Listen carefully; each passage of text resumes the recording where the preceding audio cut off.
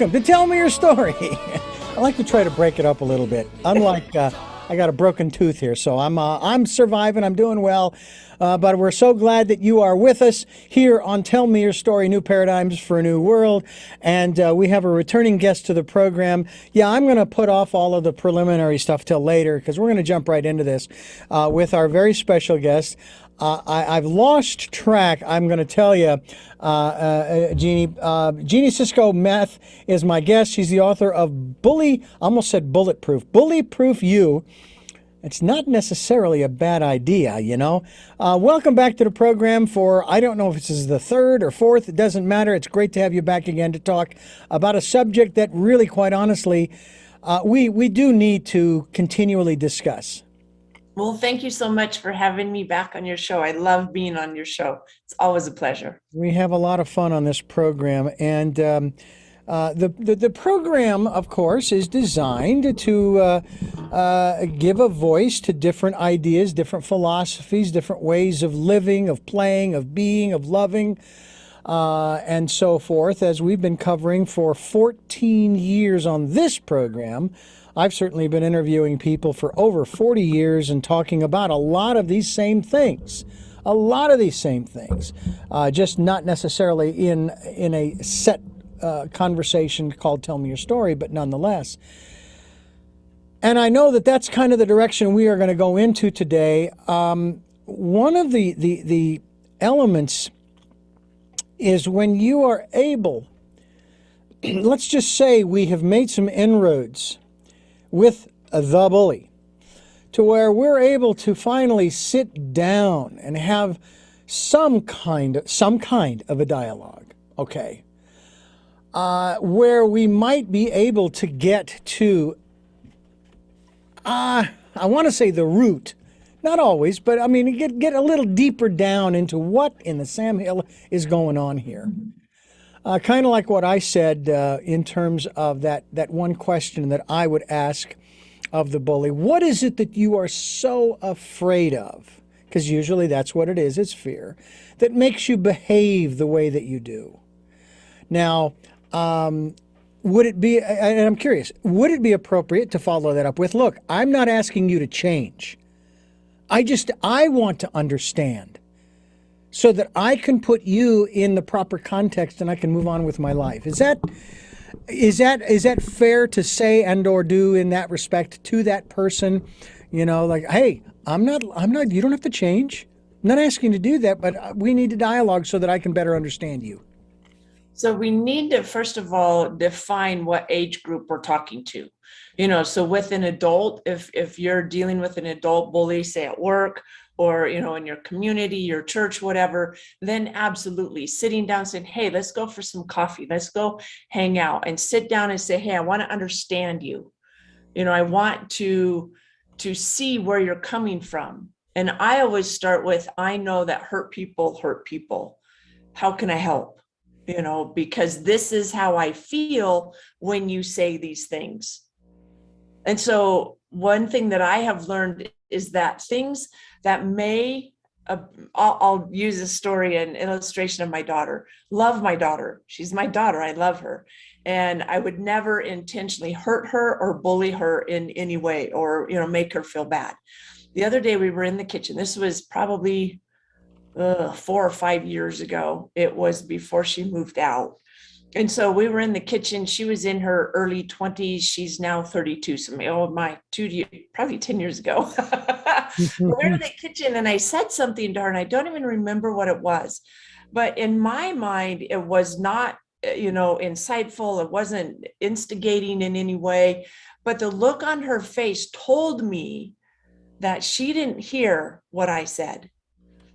And what I mean by that is it's my responsibility for my receiver to get my message. And it's the receiver's responsibility to understand the message. So often that message gets garbled when it comes out of my mouth and into somebody else's ears because of the filter that we have. So if I sit down and I say, hey, why are you the way you are? That's going to bring up defenses. Right? And they're going to feel attacked. Possibly. There's a good chance. But if I sit down and I say, hey, you know what? The other day when you said, oh my gosh, you're so tall. And then you continued to harp on that. I felt, bullied, or I felt like there was a problem, or I felt, help me understand what you meant when you said that. I don't think anybody can take exception with that. What about someone who you are trying to express where you're coming from, Mm. and they continually turn it around to make it about them? I'm feeling this way when you do this. All right. So I'm owning the feeling. I'm owning the feeling based upon what you are doing. And what you are doing is making me fearful. You know. And they turn it around and they say, well, yeah, well, I was afraid this, that, and the other thing. And it's like, oh, I'm not sure how to respond, because I want to say, no, no, no. This is about me right now. This is not about you. This is about me. I acknowledge your fear, but I don't want to talk about it at this moment. We can talk about it in the next moment. Right. Let's talk about it. Let's talk about the there's a term for it. I want to say deflection or redirection, I guess. I don't know if that's a psychological term or what have you, but you know where I'm going. Yeah. And a lot of times, that deflection is a way to protect. One of my personal mentoring clients right now is working on helping her son not deflect. And I said, well, that means you can't deflect. I said, because if the little ones in our life are doing something, it's because they're learning it from us. Because that's how we learn, is by modeling. And so the first thing is taking responsibility for me, where I'm at, and my feelings. And so if I'm speaking with somebody and they're saying, well, I can't believe you would say that, that makes me feel, then I need to say, okay, is that what I meant for them? Is that where I'm trying to go? Or is that not where I want to go? And then say, okay, I'm sorry you misunderstood that. Why, what was it that made you feel that way? Or what was it that influenced you to choose those feelings? Now that's an upstream question, so to speak, and if you can have that conversation with somebody and get them to realize that their feelings are their choice based on words that they hear, or memories that they have that bring those feelings up, it's still a choice. Mm-hmm. Your feelings are a choice. Did I influence them? You're saying I did, so I'm going to own that. But what was it that influenced that? How can we shift that perspective so you don't feel that way? Yeah. And again, we're still dealing here with the adults. Mm-hmm. We'll get to the kids in just a minute. They're in the other room. Because they're different. You can't treat them the same. No, you cannot. They're having ice cream in the other room right now. We'll deal with them later. But as far as adults are concerned, it does seem to me that the biggest challenges that we have in that regard with dealing with adults is, of course, all of the myriad, I want to say layered masks, economic, religious, political, geographic, ethnic, and there may be many others as well, that we have to work through. I mean, I'll put it this way. Not only have I spoken with, but I have watched conversations on television specifically with Black entrepreneurs. And some of them are some of the happiest, almost seem like they're fearless. They don't feel as though they're being put upon. They don't have all of the excess baggage that another person who you can almost see the chip on their shoulder. Now, again, I'm not saying that the person with the chip on their shoulder isn't justified. Don't get me wrong. But it's like, I spoke with one woman on this program about her being a Black woman and all of the stuff that's been going on in this country over the last 18 to 24 months. And it's not that she can't relate to it, she chooses not to, because she's not going to draw that energy into herself. Now, has she had those experiences? She really didn't go into that. But it just seems to me sometimes, and I used to say this about the Christians who used to scream about being persecuted, and I used to define that as, well, basically, you're screaming persecution as if you are standing on the railroad tracks, a train is coming down the tracks straight ahead for you, and you're telling me that it's the train's fault if you get hit. Get the heck out of the way. I say the same thing when people have problems online with other people attacking them, trolling them, bullying them. Get out of the way. Suspend your account, delete your account. It's not worth it. I mean, a lot of this stuff, does it not impact us physically, as far as our health, mentally, as far as our psychology, emotionally, as well as spiritually, right? Oh, absolutely. If, as within, so without. And so if I'm negative in my nature and all I do is feed myself negative images, negative connotation, negative media, whatever, guess what? I'm a negative person.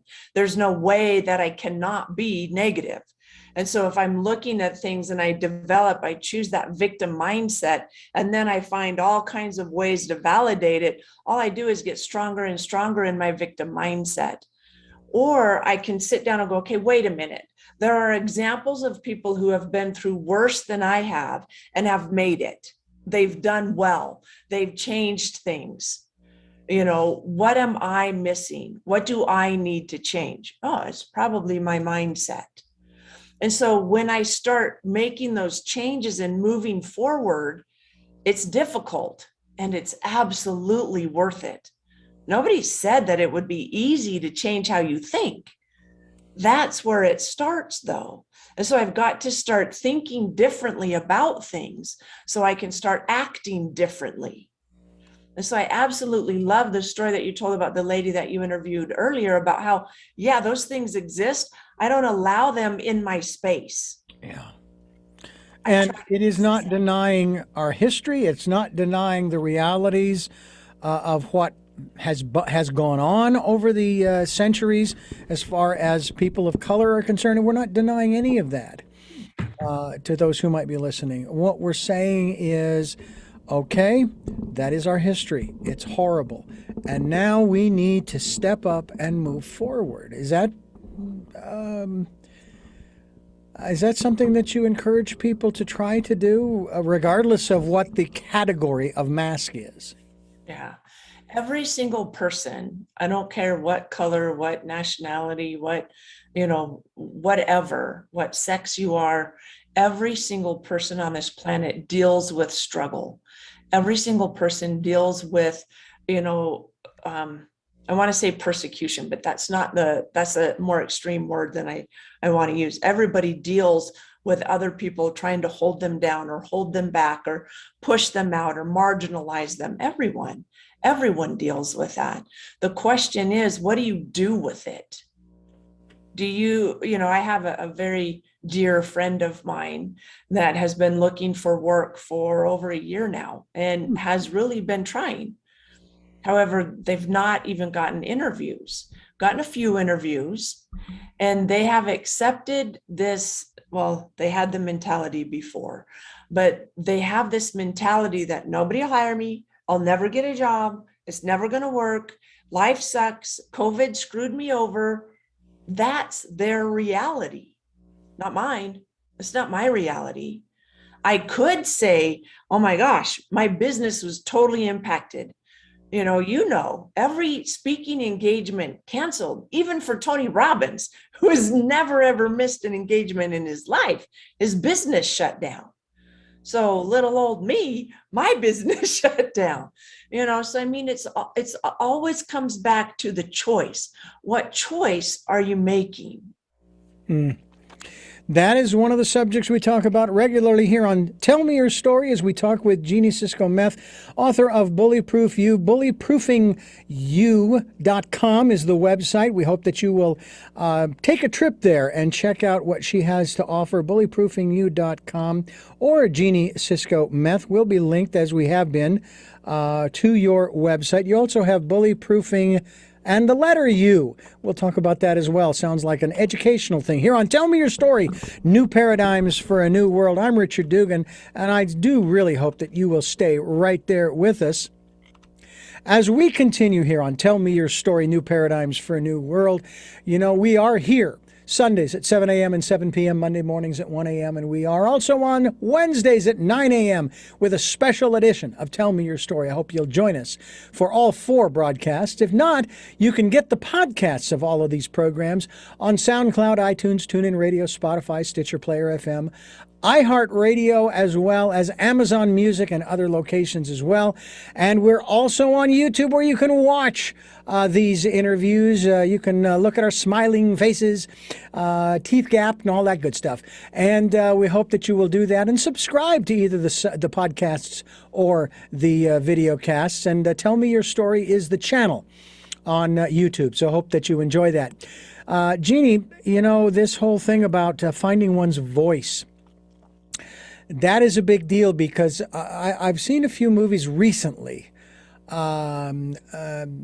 where, and they were older films. I don't mean like in the 50s, 60s, or 70s, but in that general area where the women were being mistreated. They were being physically, of course, bullied, if not physically beaten, by their husbands or their partners, what have you. And of course, down the road, they finally get the gumption up, and they basically take them out. They cut them into little pieces and so forth, and it's almost like justifiable homicide. Nowadays, you are seeing more and more movies with very strong female roles, female characters who have this experience, and they don't put up with it anymore.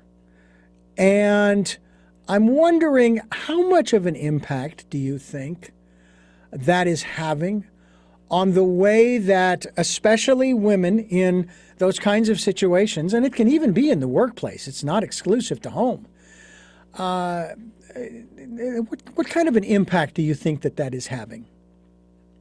Well, I know that as humans, we learn from modeling. We learn from watching. And so if I'm watching media that is feeding me the story that it's okay to be violent and aggressive, then I am more violent and aggressive. That's been proven time and time again. If I'm reading books or, you know, whatever it is that I'm putting in, then I am much more likely to be violent and aggressive. Just because somebody does me wrong, that does not give me the right to turn around and annihilate them.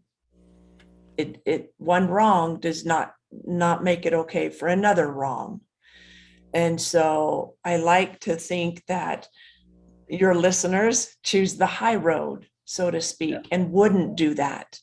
You know, they would use their voice and say, hey, excuse me, that's not tolerated. You know, I have people talk to me certain ways, and I have to speak up, and I'll say, I'm sorry, you must have mistaken me for someone else. I do not allow that kind of language around me. Thank you. Yeah. You know, and usually that immediately ends it. If it doesn't, then I say, thank you so much, and I leave. Or I turn it off. You know, if I'm watching a movie that is offensive to me, I turn it off. I know too that, because I've heard this happen in let's say workplaces. Sometimes there's just regular conversation, but the language is extremely blue, extremely salty, shall we say. And the individual who really doesn't care for that just walks away. They just walk away.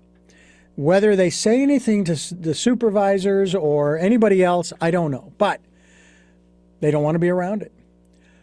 When you have somebody who is harassing you in a verbal manner in that regard, and I've had that happen on a couple of occasions, many, many years ago at the Christian station, my boss, I used the phrase, reamed me a new one. I couldn't sleep for 3 days. And finally, I called him out to the transmitter site. We sat and talked, and I explained that he was so aggressive toward me, so angry. I first thought he was going to punch me. And second of all, I completely forgot why I had done what he was so upset about. And then I told him, the reason why I did what you got so upset about is, and what I was doing was temporary. That was basically, I was vacuuming. I moved a cabinet to vacuum behind it, and I didn't get a chance to move it back before he showed up, surprised. He showed up as a surprise, you know. He didn't want me to move anything. And it's like, well, how the heck were we supposed to clean? Anyway, it wasn't possible for me to move away from that. Just recently, I had an incident where I had somebody who I was doing something that they didn't care. They didn't like the way I was doing it. And they kept interrupting me. And I said, hold on. I'm being very, very calm, very gentle. And finally, he says, what is the problem? Is it your surgery, or are you an idiot? And as soon as he used the word idiot, I said, you stop right there, you mother. And I stopped, because then I didn't want to be guilty of using some language that, even though he and I normally have a good relationship, then things calmed down. We had a nice conversation. He explained where he was coming from. It's from his dad. That's the way his dad was. He apologized. I said, look, we're good, okay? We're good. And we move forward. That doesn't always happen. It's not an easy thing for people to own their behavior and acknowledge, look, I crossed a line. I mean, it's great for me to say, look, pal, you crossed a line, but unless the other person recognizes it, doesn't do any good. Right. Well, and I really like that you did speak up. You know, so many people don't speak up and then complain about it later. And I think that's what's wrong. If you find yourself in a situation where somebody's saying things or using language or watching something, whatever it is that you don't appreciate, it's your decision how to react. I love the fact that you said the gentleman that didn't, or the lady that didn't like the salty language, just walked away. Mm-hmm. You just leave. Yeah. You don't have to say anything. Now, if it's somebody that you have to continue to interact with, then you might want to say something. The second or third or fourth time, you may want to say something, or you just keep leaving. They're going to figure it out. People are pretty smart. Yeah. And so it just kind of depends on where you're at. I highly encourage people to say something, if it continues to happen, or if somebody's getting in your face, like you were saying, they're reaming you a new one or yelling at you. It's absolutely okay to say, whoa, hang on. I know you're my boss, and that's not tolerated. I'm a human. I have rights. Don't talk to me that way. Yeah. And the reason, I'm sorry, go ahead. I was going to say, I was young. I didn't know any better. Yeah. Well, and people are afraid to speak up because they're afraid they might lose their job. They're afraid, right? There's this whole list of reasons why they don't speak up, but then they complain about it. And I'm like, hey, okay, so you're afraid to speak up. Don't speak up. Own that. Hold that. Wear that. Or I'm going to speak up. Okay, I got fired. Awesome. Get another job. Yeah. That's the beauty of there are options. You're not locked into just one thing. And you can take the perspective when one door closes, another door opens. I mean, it's nothing is permanent. That's the other thing that we do tend to forget. We think that where we're at is permanent. It's going to last forever, and it doesn't. It does not. Thank goodness sometimes, and oh, so sad other times. There you go. Yeah, it goes both ways. It's kind of like that Chinese proverb. I was actually sharing that proverb with a friend of mine just recently about the farmer and the neighbor, and how the neighbor kept coming over every day to just kind of see how things were going. They were good friends, and then the farmer would tell the neighbor what had happened, and the neighbor would respond each day, "Oh, that's bad." To the farmer's response, Well, who's to say whether that's good or bad? And the next day, oh, that's good. Who's to say whether that's good or bad, et cetera, et cetera. And it goes on and on and on. And we tend to do that, especially when it comes to jobs. And quite honestly, I think that one of the greatest things that we can do, and if you haven't done it, folks, I think you need to do it. And that is setting up a network. We'll talk about that in a minute here on Tell Me Your Story, New Paradigms for a New World. Jeanie Cisco Meth is my guest, and Bullyproof You is the name of the book.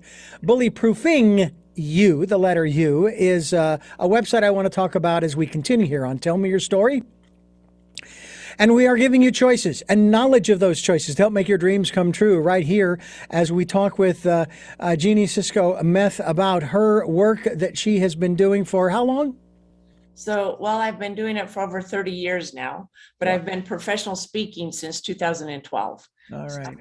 I do want to get into that other area that that I just alluded to, if I can now remember what it was I just said. Uh, but in that regard, has there really been much of a change in us? And we can take into consideration, of course, the internet over the last 30 years. We can look at that too. But has bullying really changed that much in the 30 years that you have been dealing with this subject? well, I think we have seen more assault, and assault is not bullying. Assault is assault. So if somebody puts their hands on you, then that's no longer bullying. Bullying is verbal intimidation or attempt to control. And so we have absolutely seen an increase in escalation of bullying. So, assault, or people think, well, that's bullying. So over the years, the definition of bullying has become clouded. And so it has grown because the definition has grown to encompass more. The definition of bullying is somebody using words or posturing to intimidate or control another person. Now, I think I shared this on on our conversation in the past about that aspect of a parent, and I know you've heard this, who will say about a child who is getting bullied at school, hey, kids will be kids, and besides, it builds character. And I then throw out, okay, then there's the biblical adage: train up a child in the way he shall go, and when he gets old, he will not depart from it. Now, you say that your kid pushing this other kid around, that's just what kids do. And what you've already said, Jeanie, is, and if he does that at the age of 18, he's going to jail for assault. And the only difference between the two is how old that person is. Talk to us about building character and this parent. It's a hypothetical parent, ladies and gentlemen. This parent and their perspective on bullying. So when I allow my children to use violence to solve things, that's a really slippery slope that can cause all kinds of problems throughout their life. And so if I teach my children to make good decisions and to, deal with stress appropriately, that's a great life skill that they can use their entire life. And so my son is 23 now, and he is 6'9", and he got bullied incessantly when he was in junior high and high school. And part of it was because, if the little kid could beat up the really big kid, he was tough. And, and the other way was, if my son ever said anything back because of his size, he was always labeled the bully. And so he constantly was dealing with that growing up. And because of his ability to deal with it appropriately, he has an incredible sense of humor, an incredible ability to diffuse situations. And it has been beautiful to watch him use those as an adult. And so the building of character, I absolutely agree with that. It needs to be done. However, allowing somebody to bully somebody is not a way to build character. And it's not a way to toughen somebody up. We don't need to toughen somebody up. Mhm. We need to be understanding and understood. You know, in the process of training for this particular career, I have been set in front of numerous different consoles and told, okay, this is this and this and this and this and this. All right, now here's what we're going to do, blah, blah, blah, blah, blah. And I've had this happen at numerous stations. And at one station, they sat me in front of the console. And I was just kind of tooling along, running the programming, doing great. And somebody came in and just started pushing buttons, pulling dials and slide pots and all this kind of stuff. And their intention was to see if I could recover from that. Now, after they did that, and after I recovered, I made the commitment that I would never train anybody by messing with the work that they were doing to see if they could fix it. Because they're going to run into enough problems down the road. They don't need me. Amen. We might talk through certain scenarios, but I'm not going to sit there and screw with their board or their equipment to see if they can figure out what the problem is. Yeah. I want them to learn how to do stuff, not how to fix stuff. Because in the process of learning how to do something, you learn how things work, what the workarounds are, plan B, plan C, and kind of like what you're saying, that's the process of building character. And it's not about giving everybody a trophy. It's not what we're talking about here. Because I know a lot of people, they get really bent out of shape when they hear about, oh, everybody's you all participated, so you all get a trophy, in spite of the fact that he won or she won. She was the first in line or whatever. So it's just really it's a kind of an unfortunate situation. We're talking with Jeanie Cisco Meth, and she has written a book called Bully Proof You. When we come back, and now I remember what it was we were going to talk about, and we'll talk about it in the next segment, about bully proofing and the letter U.com. Okay, let's talk about that when we come back here on Tell Me Your Story, New Paradigms for a New World, where we are giving you choices and knowledge of those choices to help make your dreams come true. And as you listen to this program, I want you to know that we want you to take time out to spend time going within. We'll even talk a little bit about our own intuition and how that can help us, because I got to tell you, there have been times when I've looked down the corridor in school and going, I don't have a good feeling about going down there. I see those guys. I'm going the other way and just avoid the whole thing. But let's talk about going forward towards bullyproofing and the letter U.com. What is that all about? Because you have another website called bullyproofing.com. So bullyproofing you, YOU, is where the book is showcased. And so we actually have a home study course at bullyproofingyoubook.com. And it comes with the videos, workbook, all kinds of stuff. And then bullyproofing you with the letter U is for the university, just like you were saying. And it is where my podcast is housed. And we have, I'm sure it's nothing near where you are with your podcast, but we have been downloaded in over 92 countries. Woohoo! And I feel very, very blessed. And it's just Jeannie's thoughts and feelings about things. Cool. So if you want to just hear me saying, hey, you know what, this is what happened the other day, this is what I think, what do you think, is kind of what it's about. So I asked you earlier about how bullying has changed over the last 30 years, and you shared with us your thoughts. How has the awareness of bullying changed, and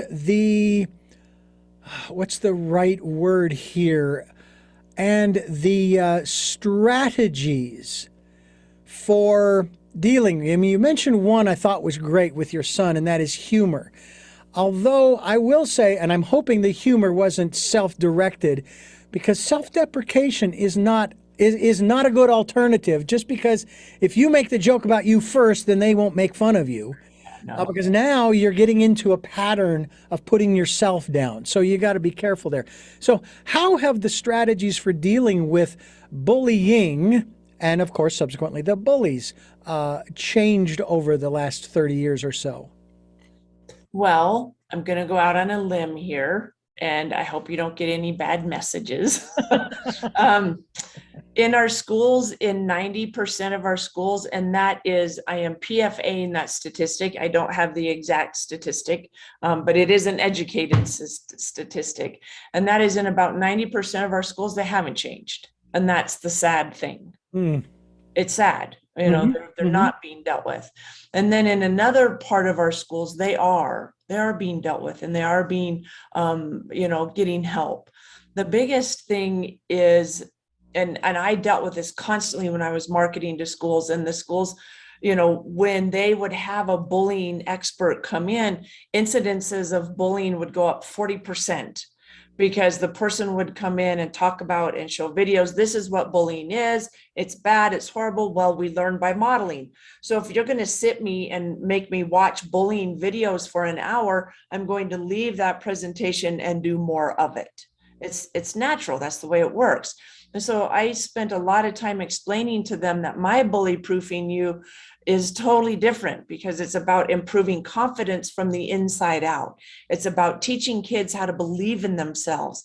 It's about teaching kids how to speak up and know and stand for something, and that confidence, that personal confidence.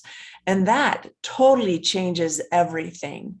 And it constantly got called back to schools, just like I get to keep coming back on your show.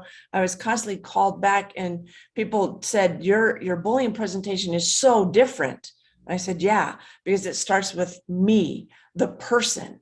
It starts with the kid and the tools that they can use to change their life.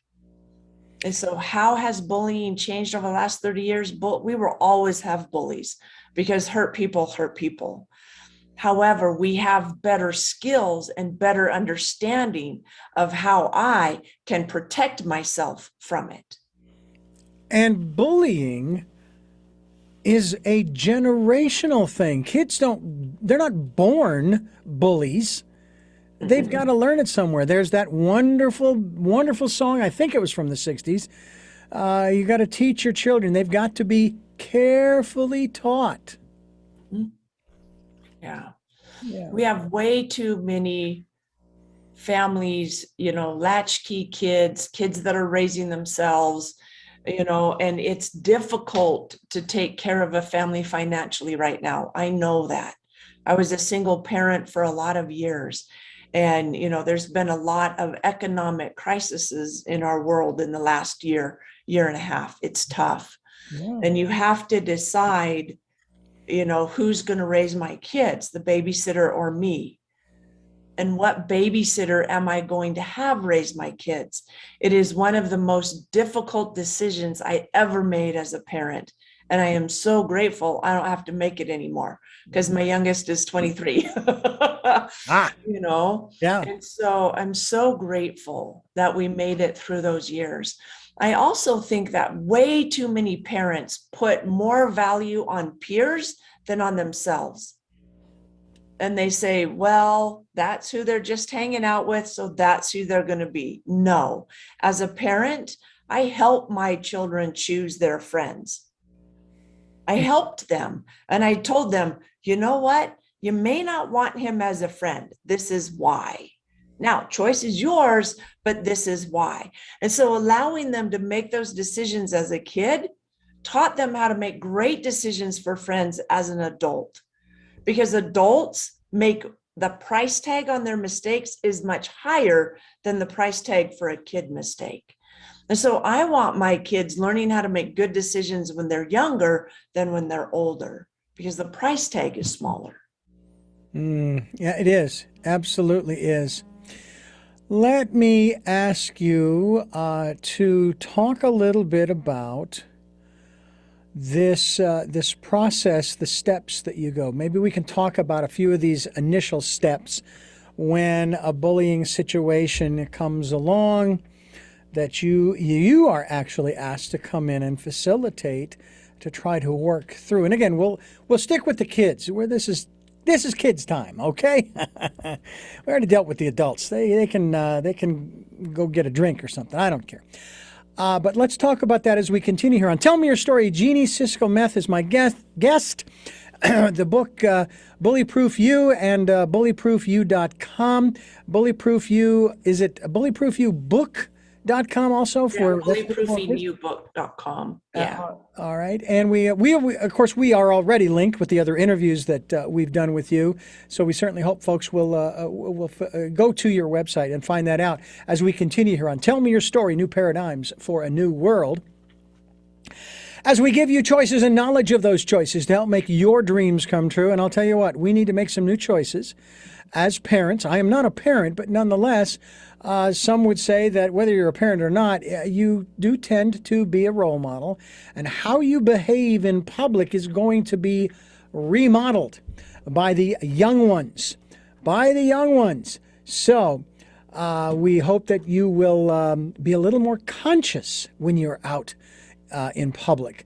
And if you are out in public with your kids and they start getting a little rowdy, be very careful, because a parent sometimes, even in a disciplinary mode, can kind of shift into that bullying mode, can't they? Yes. I mean, anybody is capable of being a bully. Anybody is capable of being a tyrant and a dictator. And there's a time for being a dictator in your home, and there's a time in being a facilitator in your home. My 2-year-old, that is now 23, 2-year-olds throw fits. And so they need to be taught how to appropriately ask for what they want. Otherwise, you have 32-year-olds throwing temper tantrums, and it's very ugly and very costly. We have seen that and are still seeing that in our society today. I feel like we have a lot of adult 2-year-olds running around throwing temper tantrums, not behaving appropriately. And it's not a pretty sight. And so as an adult, if I am in the store and my 2-year-old is yelling and screaming and throwing a fit, we get to go home. And I pick my 2-year-old up and I say, today is not a good day for shopping. And I take my 2-year-old home and I get a babysitter and I go back out and I do my shopping. And then I come back with an ice cream.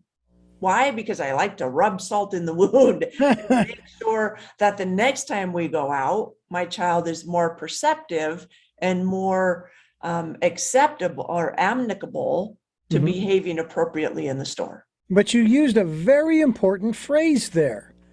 You didn't say it's time to go home because you're misbehaving.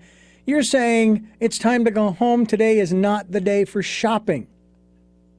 And that is, I think, a wonderful distinction. Yeah.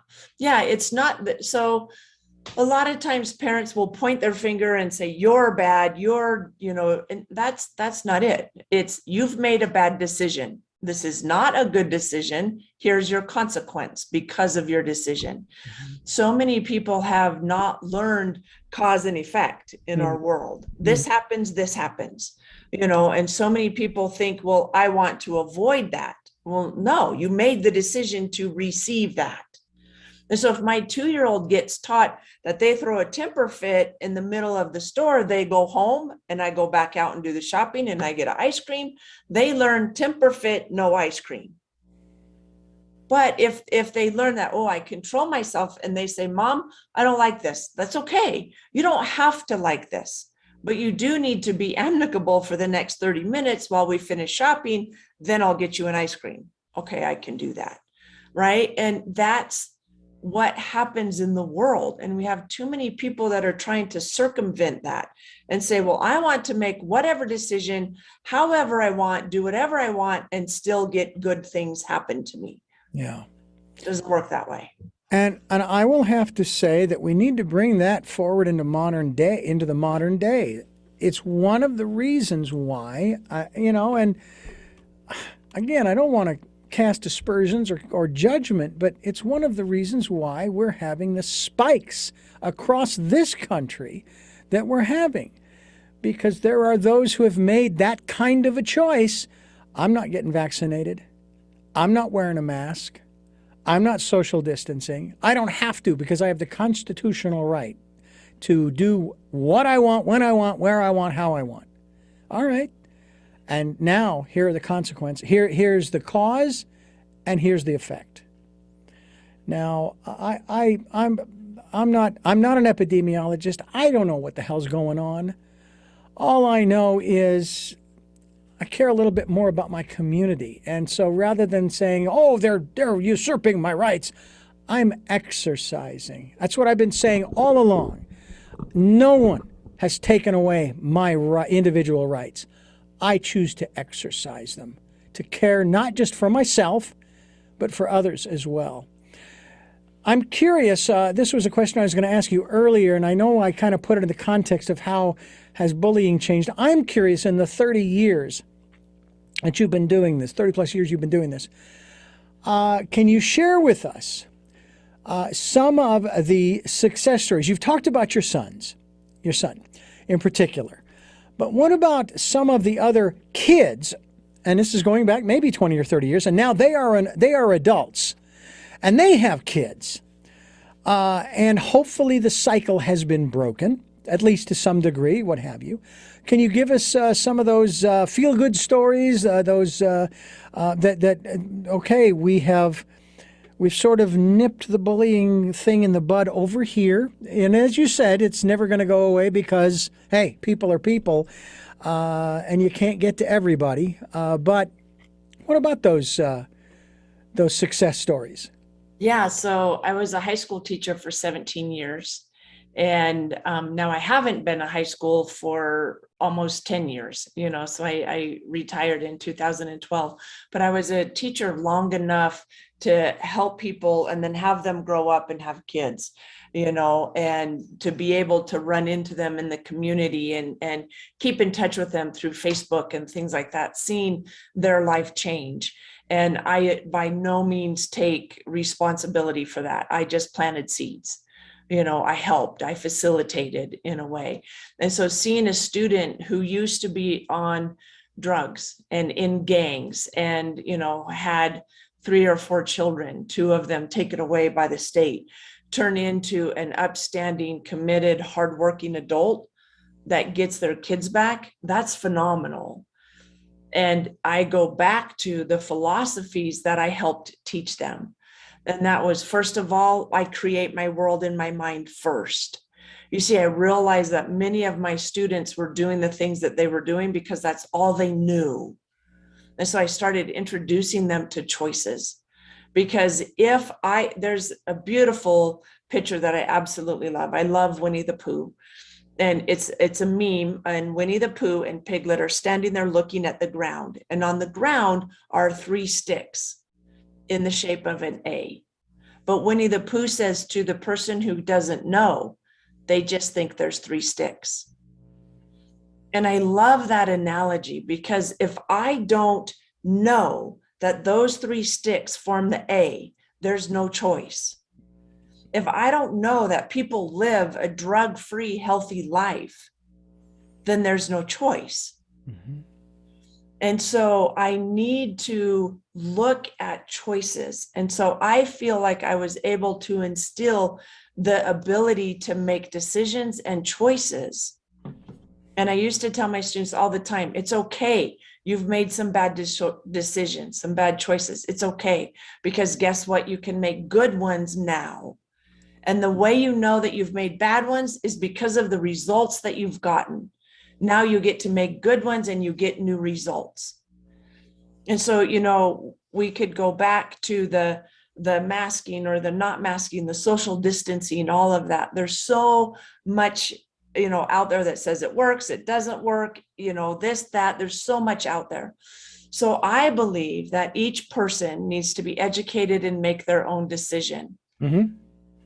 And I don't agree with the government getting involved because those are freedoms. And I feel that it is a very, very slippery slope. And so if wearing a mask protects me, I wear a mask. And if I'm afraid of getting it from somebody else, I social distance. I wear a mask. Now, I personally choose to not wear a mask. except where it's mandated, which now in Utah is not. It's not mandated anymore. Hmm. I wash my hands. I always have. I've always washed my hands. I don't lick doorknobs. I don't, I don't do those things. And so I've practiced good health things. And I was a health teacher for a lot of years. And so when they started saying, hey, everybody wash their hands, I'm like, hallelujah, I've been saying it for years. Next week we're working on blinkers and turn indicators, right? Because I was a driver's ed teacher for a There lot you of go. years. Please hammer that home. Hammer that home. I stopped licking doorknobs about 10 years ago. So, I'm doing much better now. Yeah. Yeah, So I, it's I, I about can my agree with personal you. health. I certainly can agree with you on that. Sure. I think that it takes, though, the mindset of an individual to say that my health and health of the people around me is more important. And so I'm going to, as I said, exercise my rights. Now, I'm not infringing on anybody. I'm not saying that you should think this way.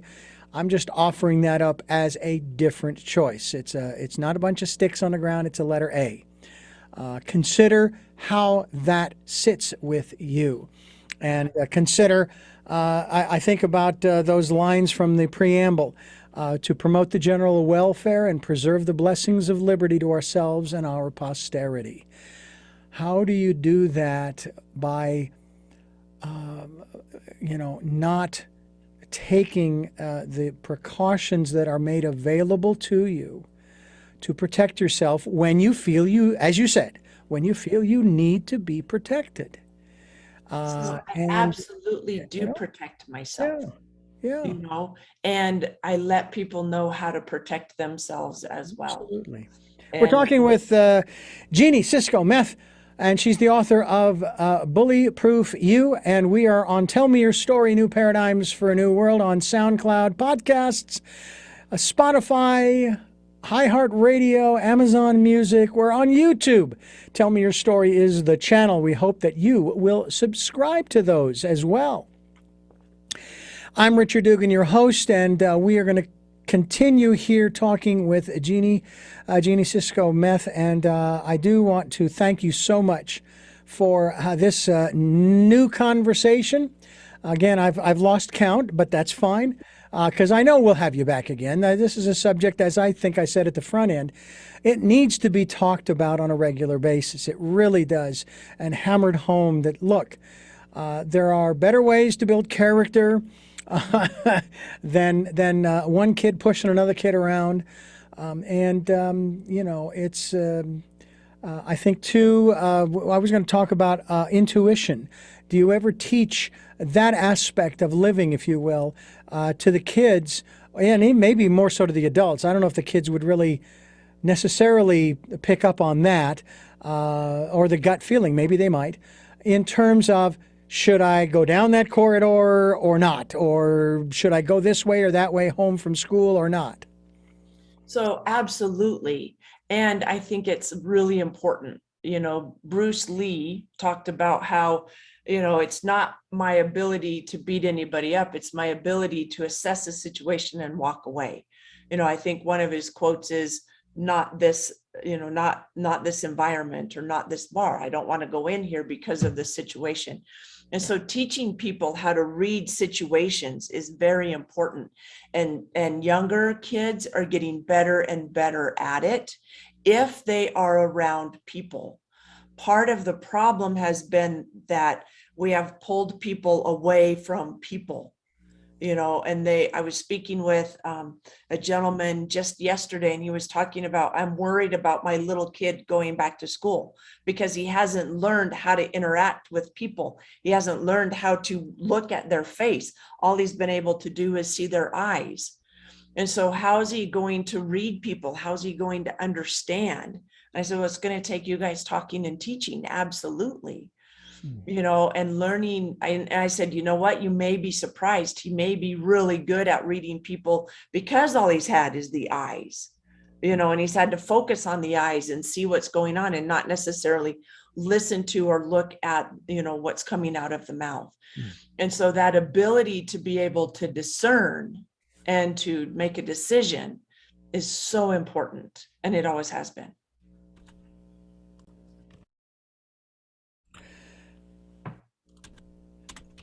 And we are talking with Jeanie Cisco Meth, and I want to thank you so much for giving us so much time here on the program to talk about this subject that I think, and I've said before, is very important for everybody because it happens in all aspects of our society, which is too bad. And there's a part of me that thinks that if you've traveled the world, I don't think bullying is any different in one part of the world than it is in the other. Although I suppose in the more strict countries, it probably isn't tolerated. But if there is bullying, it's done under the table. It's done in secret, that kind of thing.